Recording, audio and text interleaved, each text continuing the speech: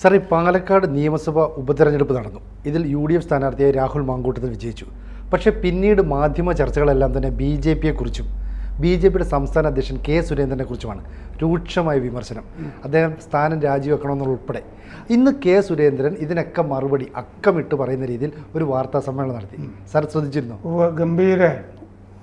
അതായത് സുരേന്ദ്രൻ പ്രസിഡൻ്റായ ശേഷം ഈ നല്ല ആത്മവിശ്വാസത്തോടു കൂടി രംഗത്ത് വന്ന ഒരു ദിവസമായിരുന്നു ഇന്ന്. ആ പത്രസമ്മേളനം ഒരു സെക്കൻഡ് പോലും ഒഴിവാക്കാതെ കാണത്തക്ക വിധത്തിലാണ് സുരേന്ദ്രൻ എല്ലാത്തിനും മറുപടി പറഞ്ഞ് ആണത് ചെയ്തത്.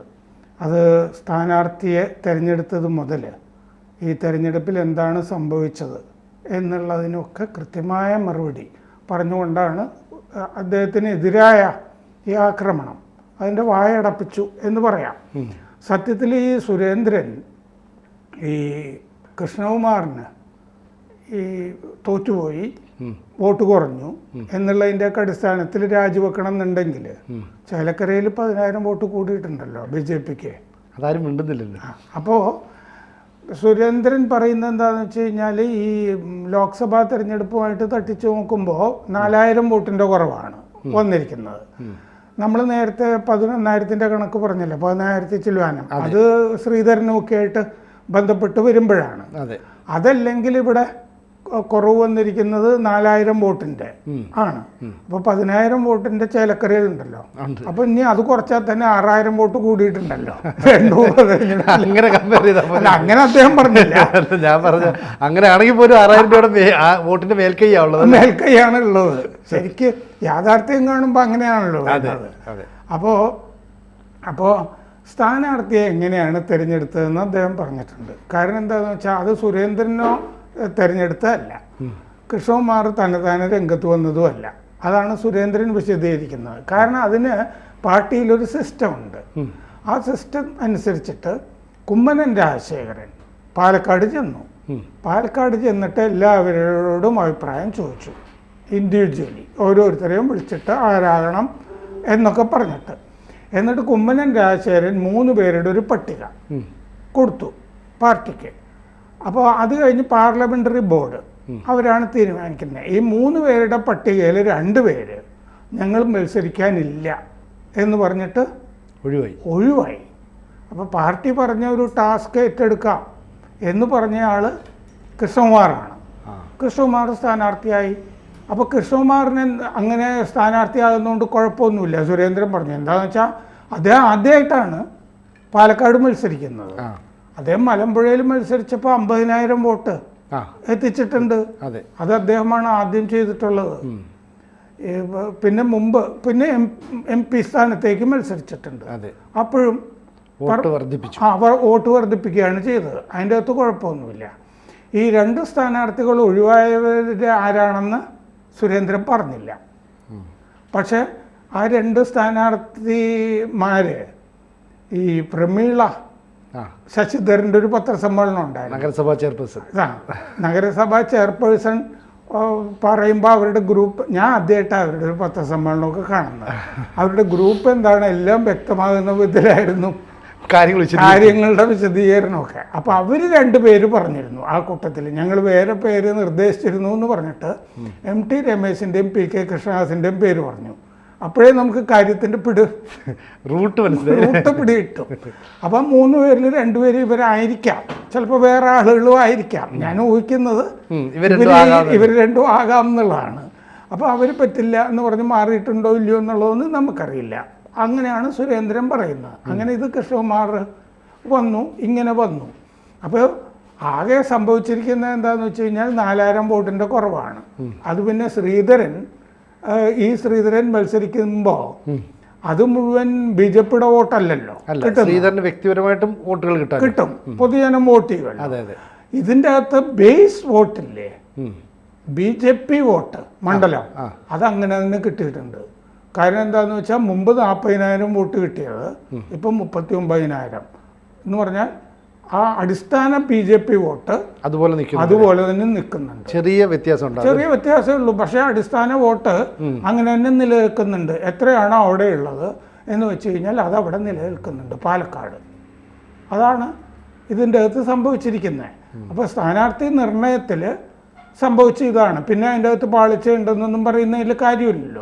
കാരണം പാർട്ടിയിൽ ആലോചിച്ച് തീരുമാനിച്ച് കുമ്മനത്തിനെ പോലെ ഒരാൾ വന്ന് പട്ടിക ഉണ്ടാക്കി ഇങ്ങനെയാണത്. അപ്പോൾ അതിൻ്റെ അകത്ത് തെറ്റിയിട്ടില്ല. പിന്നെ പാർട്ടിയുടെ വോട്ടിൽ കുഴപ്പം ഒന്നും വന്നിട്ടുമില്ല. പിന്നെ എന്താന്ന് വെച്ചാൽ ഭൂരിപക്ഷത്തിൻ്റെ കാര്യമല്ലേ. ഈ പാലക്കാട് ഒരിക്കലും പാർട്ടി ജയിക്കുന്ന സ്ഥലമല്ല, ഇതുവരെ ജയിച്ചിട്ടുള്ള സ്ഥലമല്ലല്ലോ. അല്ല. പിന്നെ എപ്പോഴും ഉപതെരഞ്ഞെടുപ്പുകളിൽ പാർട്ടിയുടെ കാര്യം ഏതാണ്ട് ഇതുപോലെയൊക്കെ തന്നെയാണ്. ചില വട്ടിയൂർക്കാവ് അങ്ങനത്തെ ചില സ്ഥലങ്ങളിലുണ്ടല്ലോ, തിരുവനന്തപുരം അങ്ങനെ അല്ലാതെ ഇപ്പോൾ പിറവം ഉപതെരഞ്ഞെടുപ്പ് 2000 വോട്ട്, പുതുപ്പള്ളി ചെറിയ വോട്ട്, ഇങ്ങനെ ഈ ഉപതെരഞ്ഞെടുപ്പുകളുടെ കഥയൊക്കെ സുരേന്ദ്രൻ പറഞ്ഞു. ഉപതെരഞ്ഞെടുപ്പുകളിലൊന്നും ഒരിക്കലും BJPക്ക് മേൽക്കോയ്മയില്ല. BJP ഒരുപാട് പൈസയും ഇറക്കുന്നില്ല. മറ്റ് 2 പേർക്കും ഇവിടെ ഭരണം, ഒരു പാർട്ടി എപ്പോഴും ഭരണത്തിലായിരിക്കുമല്ലോ. അവർ മുഴുവൻ അവിടെ വന്നിട്ട് ക്യാമ്പ് ചെയ്ത് കാര്യങ്ങളൊക്കെ നടത്തും. ഇവിടെ ഇങ്ങനെയാണ് കാര്യങ്ങളൊക്കെ ചെയ്യുക. അപ്പോൾ അതിൻ്റെ അകത്തും പാർട്ടിക്ക് കുഴപ്പമൊന്നും സംഭവിച്ചിട്ടില്ല. ഉപതെരഞ്ഞെടുപ്പിൽ ഇങ്ങനെയാണ് സാധാരണഗതിയിൽ സംഭവിക്കുന്നത്. പിന്നെ ഈ SDPI ആണ് അവിടെ ആദ്യമായിട്ട് ആഹ്ലാദ പ്രകടനം നടത്തിയത്. അവരുടെ കൊടിയൊക്കെ വീശിക്കൊണ്ട്. CPM പറയുന്നത് എന്താണെന്ന് വെച്ച് കഴിഞ്ഞാൽ ഇപ്പോൾ SDPI ജമാഅത്തെ ഇസ്ലാമിയൊക്കെ തള്ളി പറയുന്നുണ്ടൊക്കെ. എന്നാൽ പത്തനംതിട്ടയിൽ പല കോട്ടാങ്ങൽ പഞ്ചായത്ത്, കോട്ടാങ്ങല് അവിടെ LDF ആണ് ഭരിക്കുന്നത്, പക്ഷേ SDPIയുടെ പിന്തുണയിലാണ്. അതെ, പത്തനംതിട്ടയിൽ ചില സ്ഥലങ്ങളിൽ ഇങ്ങനെ SDPIയുമായിട്ട് ചേർന്ന്, തിരുവനന്തപുരം ജില്ലയിൽ ഒരു സ്ഥലത്ത് SDPI ആയിട്ട് ചേർന്ന് പാർട്ടി. അപ്പോൾ പലയിടത്തും ഭരണം കിട്ടാൻ വേണ്ടി LDF ഇവരുമായിട്ട് കൂട്ടിയേരുന്നുണ്ട് അല്ലേ. ഈ ഷൊർണൂർ മുനിസിപ്പാലിറ്റിയിലും CPI 2 മത്സരിച്ച് തോറ്റു. ഷൊർണൂരിന്റെ കാര്യം സുരേന്ദ്രൻ പറഞ്ഞു. അതെ, 2 CPI തോറ്റു. അവിടെ 2 LDFന് കിട്ടേണ്ട അടിസ്ഥാന വോട്ടുകളാണ് ഇവർക്ക് മാറി കിട്ടിയത്. SDPI അവിടെ ജയിച്ചു. തിരുവനന്തപുരത്താണെങ്കിൽ UDFും CPM-ഉം SDPIയും എല്ലാം കൂടിയാണ് BJPക്ക് എതിരെ രംഗത്ത് വന്നിരിക്കുന്നത്. പിന്നെ ഇന്നലെ മറ്റേ ജമാഅത്തെ ഇസ്ലാമി അമീർ, അത് സുരേന്ദ്രൻ പറഞ്ഞില്ല, അമീർ മുജിബുർ റഹ്മാന്റെ പ്രസ്താവന വന്നിട്ടുണ്ടല്ലോ. CPM എന്ത് ഇരട്ടത്താ പണി പ്രകടിപ്പിക്കുന്നത്. കഴിഞ്ഞ 2 തെരഞ്ഞെടുപ്പ് അല്ലാതെ ബാക്കി എല്ലാ തെരഞ്ഞെടുപ്പിലും ഞങ്ങൾ LDFിനാണ് വോട്ട് കൊടുത്തിരിക്കുന്നത്. പരസ്യമായി ഞങ്ങൾ പറയുകയും ചെയ്തതാണ്. വർഷങ്ങളുടെ കഴിഞ്ഞ കുറേ വർഷങ്ങളായി. മാത്രമല്ല മുജിബുർ റഹ്മാൻ പറഞ്ഞിട്ടുണ്ട്, ആ തമിഴ്നാട്ടിൽ 2 സീറ്റ്, രാജസ്ഥാനിൽ 1 സീറ്റ്, ഇത് ഈ കഴിഞ്ഞ തെരഞ്ഞെടുപ്പിൽ കിട്ടിയിരിക്കുന്നതൊക്കെ SDPIയുടെ വോട്ടും കൂടി മേടിച്ചിട്ടാണല്ലോ. അപ്പോൾ മുജിബുർ റഹ്മാൻ അത് പറഞ്ഞിട്ടുണ്ട്. എന്നിട്ട് ഈ SDPI എന്നൊന്നും പറഞ്ഞ്, അപ്പോൾ സുരേന്ദ്രൻ പറയുന്നത് എന്താണെന്ന് വെച്ചാൽ അവിടെ ഈ വർഗീയ ധ്രുവീകരണം, അത് BJP വരരുത്, LDFോ UDFോ വന്നോട്ടെ, ഞങ്ങൾ അവർക്കൊപ്പം നിൽക്കാം അല്ലേ. അതെ, SDPIയുടെ ഒക്കെ വോട്ട് മേടിച്ചിട്ട് അങ്ങനെ ഒരു കൺസോൾട്ടേഷൻ അവിടെ നടന്നതിൻ്റെ ഫലമായിട്ടാണ് ഇതവിടെ സംഭവിച്ചിരിക്കുന്നത്. അപ്പോൾ ആ SDPIയുടെ കഥ അങ്ങനെ. പിന്നെ സുരേന്ദ്രനെതിരെ ചെളിവാരിയെറിയ, ഈ കൃഷ്ണകുമാറിനെതിരെ ചെളിവാരിയെറിയ, ഇങ്ങനത്തെ പരിപാടി ഉണ്ടല്ലോ. അപ്പോൾ ഈ കൃഷ്ണകുമാറിനെ സ്ഥാനാർത്ഥിയാക്കുന്നത് സുരേന്ദ്രൻ വിചാരിച്ചിട്ടാണ്, അല്ലെ സുരേന്ദ്രൻ കൃഷ്ണകുമാറിനെ ചേർന്നാണ് എന്നുള്ള രീതിയിലാണ് മലയാളത്തിലെ പ്രത്യേകിച്ച് വിഷ്വൽ മീഡിയ ചാനൽ അല്ലേ, വിഷ്വൽ മീഡിയ ഒക്കെ കഥകൾ ഉണ്ടാക്കുന്നത് എല്ലായിടത്തും. എന്നിട്ട് ഈ സുരേന്ദ്രനെതിരായിട്ട് എവിടെ നിന്നൊക്കെ അഭിപ്രായം സ്വരൂപിക്കാമോ അവിടെയൊക്കെ അഭിപ്രായം സ്വരൂപിക്കാൻ ശ്രമിക്കുന്നുണ്ട്. ഈ തെരഞ്ഞെടുപ്പിൻ്റെ റിസൾട്ട് വന്ന അന്ന് മുതൽ തന്നെ ചില മുൻ കൗൺസിലർമാർ, ചില മുൻ നഗരസഭാ ഉപാധ്യക്ഷന്മാർ അങ്ങനെയുള്ളവരുടെ പോയി വേഷം എടുത്തിട്ട് അവരുടെ കുത്തി ചോദിച്ചിട്ട്, എന്നാൽ സ്ഥാനാർത്ഥി മറ്റൊരാളായിരുന്നെങ്കിൽ, അപ്പോൾ അവർ സ്വാഭാവികമായിട്ടും പറയില്ലേ ആയിരുന്നെങ്കിൽ. ചിലപ്പോൾ സുരേന്ദ്രൻ പറഞ്ഞു എല്ലാവരും ഒന്നിച്ച് തന്നെയാണ് തെരഞ്ഞെടുപ്പിനെ നേരിട്ടത്, സംഘടനയും എല്ലാവരും ആലോചിച്ചും എല്ലായിടത്തും ഒക്കെ പോയിട്ടുണ്ട്. എല്ലായിടത്തും അതായത് നഗരപ്രദേശത്ത് 2000 വോട്ട് കുറഞ്ഞു, ബാക്കി പിരായിരി, മാത്തൂര്, കണ്ണാടി അവിടെ എല്ലാം കൂടി 2000 വോട്ട് കുറഞ്ഞിട്ടുണ്ട്. ഇത് ഓരോ ബൂത്തിലും സംഭവിച്ചത് എങ്ങനെയാണെന്നൊക്കെ ഞങ്ങൾ പഠിക്കും. കറക്ഷൻസ് വേണം, തിരുത്തലുകൾ വേണമെന്നുണ്ടെങ്കിൽ ആ തിരുത്തലുകളൊക്കെ വരുത്തും. സ്ഥാനാർത്ഥിയുടെ കാര്യത്തിലാണെങ്കിൽ അത് ചെയ്യും, എൻ്റെ കാര്യത്തിലാണെങ്കിൽ ഞാൻ ചെയ്യും. എന്നിട്ട് സുരേന്ദ്രൻ പറഞ്ഞേ എന്തായാലും ഇതിൻ്റെ ഉത്തരവാദിത്തം എനിക്കാണ്. അതൊരു നല്ല തീരുമാനം അല്ലേ, ഞാനാണ് അതിൻ്റെ റെസ്പോൺസിബിൾ പേഴ്സൺ എന്ന് പറയുന്നത്. ഞാനത് ഏറ്റെടുക്കുന്നു, ഇതിൻ്റെ ഉത്തരവാദിത്തം എനിക്കാണ്. ഇനി ഇതിൻ്റെ അടിസ്ഥാനത്തിൽ ഞാൻ രാജിവെക്കണോ, അങ്ങനത്തെ മാറ്റം വരണോ, ഇങ്ങനത്തെ കാര്യങ്ങളൊക്കെ ദേശീയ നേതൃത്വം തീരുമാനിച്ചോളും. പക്ഷേ ഇത് ഈ BJPയുടെ കേരളത്തിൻ്റെ ചുമതലയുള്ള പ്രകാശ് ജാവദേക്കർ അല്ലേ, അദ്ദേഹം പറഞ്ഞത് അങ്ങനെ സുരേന്ദ്രനെ മാറ്റാനൊന്നും ഞങ്ങൾ തീരുമാനിച്ചിട്ടില്ല, അങ്ങനെ ഒരു കുറ്റം ഉണ്ടെന്ന് ഞങ്ങൾ കണ്ടെത്തിയിട്ടില്ല. അപ്പം തുടർച്ചയായി ആരോപണങ്ങൾ ഉന്നയിക്കുന്നത് കേന്ദ്ര നേതൃത്വത്തിൻ്റെ ശ്രദ്ധയിലേക്ക് വന്നു എന്നല്ലേ അതിൻ്റെ ഒരു അർത്ഥം? അതെന്താണെന്ന് വെച്ച് കഴിഞ്ഞാൽ സുരേന്ദ്രൻ പ്രസിഡൻ്റായ ആ കാലം മുതൽ സംഘടനയ്ക്കകത്ത് വേറൊരു വിഭാഗം ഉണ്ടല്ലോ, വേറൊരു ചേരി, ആ ചേരി തന്നെ ആണ് രംഗത്തിറങ്ങിയിരിക്കുന്നതെന്ന് വളരെ വ്യക്തമാണ്. ഈ എതിർപ്പ് വന്ന സ്വരങ്ങൾ ഞാൻ ശ്രദ്ധിച്ചിരുന്നു. പിന്നെ സുരേന്ദ്രൻ പറഞ്ഞു, ഈ മുരളീധരൻ, അത് സുരേന്ദ്രനോട് ചോദിച്ചാൽ മതി എന്ന് മുരളീധരൻ പറഞ്ഞല്ലോ. മുരളീധരന് മഹാരാഷ്ട്രയിലായിരുന്നു ചാർജ്. അപ്പോൾ നിങ്ങളിത് രണ്ടായിട്ട് പറഞ്ഞിട്ട് ഞങ്ങളെ തെറ്റിക്കാൻ നോക്കുന്നുണ്ട്, അതൊക്കെ കയ്യിൽ വെച്ചാൽ മതി. കാരണം എന്താണെന്ന് വെച്ചാൽ മുരളീധരന് മഹാരാഷ്ട്രയിൽ ഒരു മേഖലയുടെ തന്നെ ചുമതല ഉണ്ടായിരുന്നു. എന്നിട്ട് മുരളീധരനെ 2 ദിവസത്തേക്ക് പാലക്കാട്ടേക്ക് ഞങ്ങൾക്ക് വേണമെന്ന് ഞങ്ങൾ ദേശീയ നേതൃത്വത്തോട് അഭ്യർത്ഥിച്ചിട്ടാണ് അയച്ചു കൊടുത്തത്, ഞങ്ങൾക്ക് കിട്ടിയത്. അപ്പോൾ പാലക്കാട്ട് കാര്യം സുരേന്ദ്രനോട് ചോദിക്കുമെന്ന് അദ്ദേഹം പറയുന്നത് ശരിയാ, കാരണം ഞാനാണല്ലോ ഇവിടെ ഉണ്ടായിരുന്നത്. മാത്രമല്ല സുരേന്ദ്രൻ ചേലക്കരയിലും വയനാട്ടിലും ഒക്കെ സുരേന്ദ്രന് പ്രവർത്തിക്കാനുണ്ടായിരുന്നു. പക്ഷെ കൂടുതൽ സമയം അദ്ദേഹം ഇവിടെ ഉണ്ടായിരുന്നതാനും. അപ്പോൾ മുരളീധരനെയും സുരേന്ദ്രനെയും കൂടി തെറ്റിക്കാനായിട്ട് നോക്കണ്ട. കാരണം ഇപ്പോൾ വേറൊരു തിയറി ഈ സുരേന്ദ്രനോട് എതിർപ്പുള്ളവരൊക്കെ ഇറക്കിയിട്ടുണ്ടല്ലോ. സുരേന്ദ്രൻ ഇതിന്റെ പേരിൽ പോയാൽ പൊക്കോട്ടെ, മുരളീധരന് പ്രസിഡന്റ് ആകാമല്ലോ എന്ന് മുരളീധരൻ ധരിക്കുന്നുണ്ട് എന്ന് പറഞ്ഞൊരു തിയറി വന്നത് ഈ ശത്രുക്കളുടെ.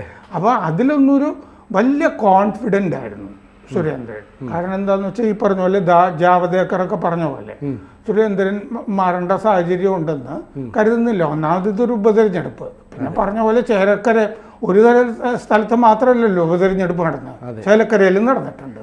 അവിടെ ബാലകൃഷ്ണന് 10,000 വോട്ട് കൂടിയിട്ടുണ്ട്. അപ്പോൾ ഒരു സ്ഥലത്ത് കൂടുമ്പോൾ വേറൊരു തരത്തിലും, ഒരു സ്ഥലത്ത് കുറയുമ്പോൾ വേറൊരു തരത്തിലും. അതായത് ജയിച്ചു കഴിഞ്ഞാൽ അത് വലിയ നേട്ടമായിട്ട് അല്ല, ജയിച്ചു കഴിഞ്ഞാൽ അത് പ്രസിഡന്റിന്റെ നേട്ടമല്ല, തോറ്റു കഴിഞ്ഞാൽ അത് പ്രസിഡന്റിന്റെ തോൽവിയാണ് എന്നുള്ള മട്ടിലാണ് ഈ ചർച്ചകളിൽ വന്നുകൊണ്ടിരിക്കുന്നത്. പിന്നെ BJPയുടെ അകത്ത് മുഴുവൻ പൊട്ടിത്തെറി എന്നൊക്കെയല്ലേ ചാനലുകളിലൊക്കെ വന്നിരുന്നത്. പക്ഷേ ഇപ്പം മുൻപ് ഒരിക്കലും കാണാത്ത വിധം വലിയൊരു ആത്മവിശ്വാസത്തോടെയാണ് മാധ്യമങ്ങൾക്ക് മുന്നിൽ സുരേന്ദ്രൻ പ്രത്യക്ഷപ്പെട്ടത്.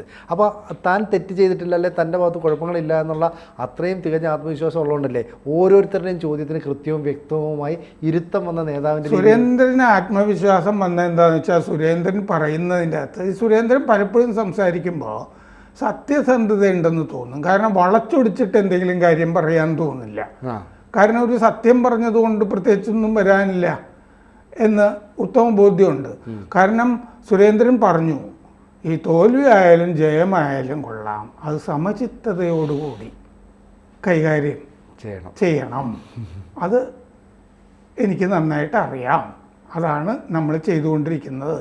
അതുകൊണ്ട് വിമർശനങ്ങൾ വന്നു കഴിഞ്ഞാൽ അതും സ്വീകരിക്കുക, പൂച്ചണ്ട് കിട്ടിയാലും എല്ലാം ഒരു മനസ്സോടുകൂടി ചെയ്യുക. അതാണ് സുരേന്ദ്രൻ പറഞ്ഞതിൻ്റെ ഒരു സാരം. അപ്പോൾ എന്താണ് പാലക്കാട്ട് സംഭവിച്ചതെന്ന് പറഞ്ഞാൽ അദ്ദേഹം കാണുന്നത് എന്താണെന്ന് വെച്ചാൽ 4000 വോട്ടാണ് കഴിഞ്ഞ തവണ ഈ ലോക്സഭ തെരഞ്ഞെടുപ്പിനേക്കാൾ കുറഞ്ഞിരിക്കുന്നത്. പക്ഷേ അടിസ്ഥാന വോട്ട് BJPയുടെ നിലനിൽക്കുന്നു. 40,000 വോട്ടാണ് അവിടുത്തെ അടിസ്ഥാന വോട്ട്. അതിൻ്റെ അടുത്ത് വോട്ടുകൾ നിലനിൽക്കുന്നുണ്ട്.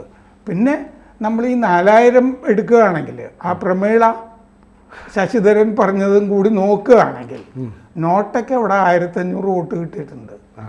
അപ്പോൾ BJPക്ക് പോയത് 4000, നഷ്ടപ്പെട്ട വോട്ട്. ഈ 4000-ൽ നിന്ന് 1500 കൂടെ കുറച്ച് കഴിഞ്ഞാൽ പിന്നെ 2500 വോട്ട് BJPക്ക് പോയിട്ടുള്ളൂ, വോട്ടേ ഉള്ളൂ എന്നും കൂടി വരും. അപ്പോൾ അതൊരു വലിയ തോൽവിയൊന്നും പാലക്കാട് ഈ പറഞ്ഞ് ആരവം മുഴക്കുന്ന നിലവിളിക്കുന്ന തരത്തിലുള്ള തോൽവിയൊന്നും പാലക്കാട്ട് സംഭവിച്ചിട്ടില്ല BJPക്ക്. ഇതാണ് സംസ്ഥാന നേതൃത്വത്തിൻ്റെ വിലയിരുത്തൽ. ഇനി സുരേന്ദ്രനോട് എതിർപ്പുള്ളവർക്ക് എന്തും പറഞ്ഞുകൊണ്ടിരിക്കാം, പക്ഷേ ഏക്കില്ല. കൂടുതൽ വാർത്തകളും വിശേഷങ്ങളും നിങ്ങളിലേക്ക് എത്താൻ ABC മലയാളം സബ്സ്ക്രൈബ് ചെയ്യുക, ബെൽ ബട്ടണും അമർത്തുക.